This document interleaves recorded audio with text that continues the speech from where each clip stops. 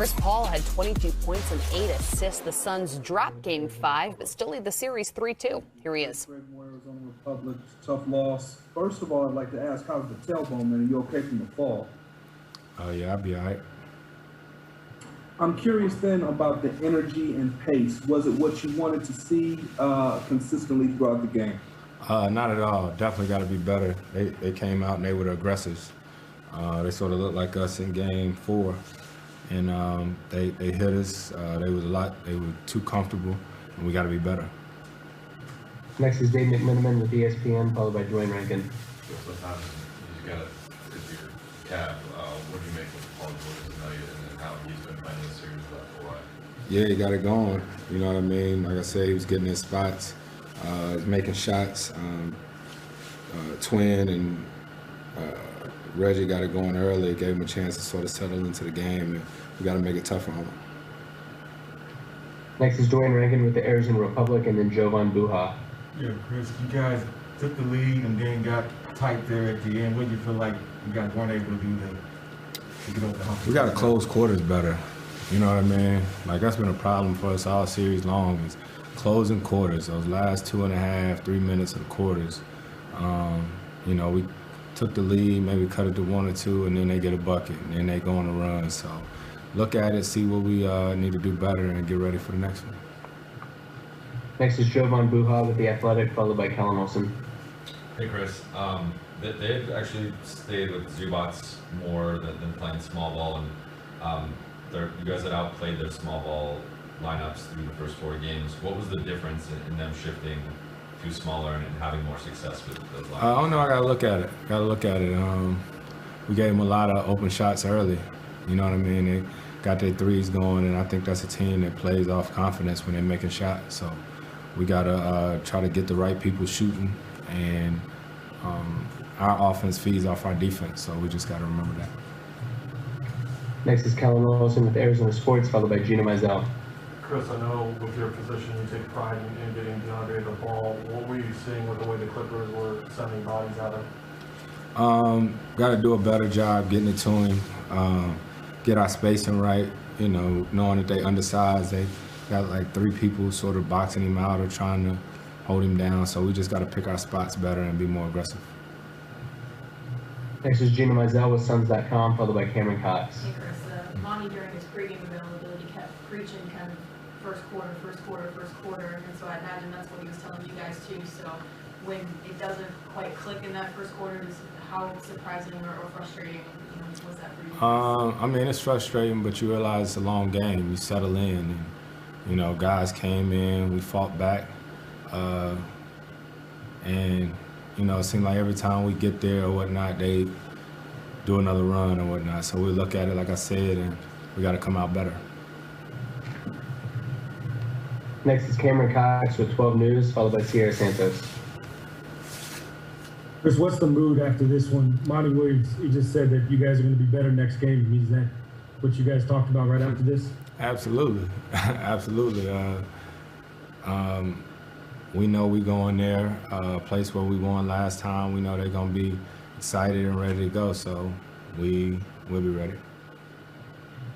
Final 2 questions are going to be Sierra Santos with Fox 10 and Dwayne Rankin. I asked Monty about desperation. It's not really something that you guys can practice. He said that you guys really aren't going to need to practice it anyway after getting your butts kicked. What do you think the response level is going to be like in LA? We'll see tomorrow. Yeah, that's why you play the games. We'll see day after tomorrow, you know. Final question is Dwayne Rankin. Chris, you guys have been so good at protecting the ball, and then tonight, only the 14 turnovers, they turned that into 23 points, yeah. How huge was that? Yeah, that was uncharacteristic of us, you know, especially me. I had a couple turnovers early in the game, first, second quarter, and they converted on all of them, you know. So, like we said, that's uncharacteristic of us, and we got to be better game 6. Thank you for the time, Chris. No problem. And second half, a playoff career high 41 points by the finish, but 30 of them, as you can see, came in the final couple of quarters. PG is now ready to answer some questions after extending this series, and he's at the podium.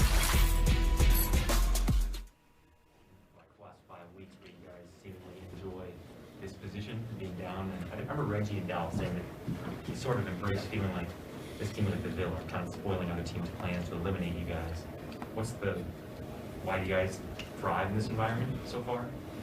I'm not sure. You know, I think we do just that. We thrive in this moment. We come together even more so in these moments. And I mean, this team, you know, is just made up of toughness all across the roster. And so we're going to give it everything we got, and we live with the results. Oh, sorry. Oh, then allow. I was just saying he doesn't understand why when you struggle sometimes it's magnified. And you had your biggest game tonight in a moment like this. What did this moment mean to you? And when Ty says that, like, you know, he's wondering why people tend to focus sometimes on when your struggles. What do you feel like, you know, sometimes people pick on you a little bit more than say other stars? I do, and it's the honest truth. It's a fact, but I can't worry about that. It's comes with the job, I guess. But you know, it is what it is. You know, I still try to go and dominate, whether I'm shooting the ball well or not shooting the ball well. I still try to dominate just the whole game in general. To me, it doesn't come down to just scoring. It's just being able to play both ends, rebound, and make plays for others. And so I'm beyond that. You know what I mean? I'm beyond that. I am who I am. I wish I could shoot 80%, 75% on a nightly basis, but it's not realistic. But what I can do is do everything else. And so it is what it is. They can judge me on what they want to. That part don't matter to me. I'm gonna go out there and hoop and give everything I got. What did Ty say to you at the end there when he dapped you up? As every assistant came over and dapped you up, but then Ty said something to you. I can't share that. You guys are on the same page, at the same answer. Yeah. It's a lot of MFs and bleep this and bleep that in there. That neighborhood stuff. Yeah. Well, go ahead. All right, Paul, I know you just said it's not about scoring and shooting, but you did hit those 3 threes in the third quarter after struggling for how many every game. You hit 7 threes in the first 3 quarters of this series. So when do you feel like you've got a rhythm where it's like, all right, I'm hot, keep getting it to me? Well, I just thought tonight my legs were under me, and that was just really the key. I felt strong physically, and my legs just felt like they were under me tonight. You know, however way the series goes or however way the game goes, that plays a big factor. And you know, with that, and then once you see the ball going down, you know, it makes it easier to get in the rhythm. I know you got the same rhythm and everything post game, but do you feel like you just did something different, or like this was just like, all right, you had your legs on you today, you just don't know when you're gonna feel like that? Yeah, I mean, I thought, you know, I thought I didn't rush or jack shots up to start out. I didn't think I rushed it. I was able to get a easy and one layup to start the game. I was able to get a free throw to start the game. And, you know, I was at that point making plays for other. So I just felt like I was able to ease myself into the game, opposed to, you know, coming out jacking 10 shots in the first quarter. I just let the game come to me, and, you know, I thought, you know, it was great. Mook had it going. We wanted to keep getting Mook the ball, keep getting him looks. But again, I thought it was just me flowing into the game. Go ahead, Marion. Before the game, Ty said that you were pretty bummed when you heard about Zubats not being able to play with his injury. And then he also just said that Reggie was talking a lot of trash, especially even for Reggie, all day long, kind of give you guys spirits. Can you describe sort of the emotions of the day for you guys? Yeah, it was tough, you know, losing another player, another starter for us, and you know, another big body for us that we need. It was tough, big loss. But you know, I thought, you know, situations like that, you rally together, and you just find a way. And keep saying it, Reg is one of the most positive people You know, he just keeps everything light, and that's what you need in these moments. Mark, you've been waiting.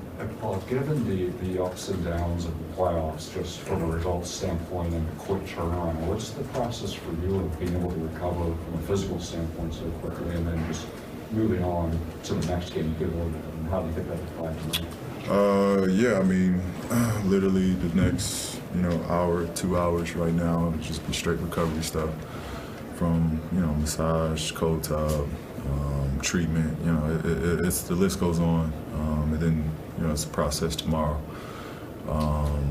But, I'm dedicated to making sure my body is at whatever, close to 100 as possible going into the next game. Go ahead, Mark. Talk about Cuz, what you thought when he came here, and how do you think things have been for him mentally and also with tonight's game?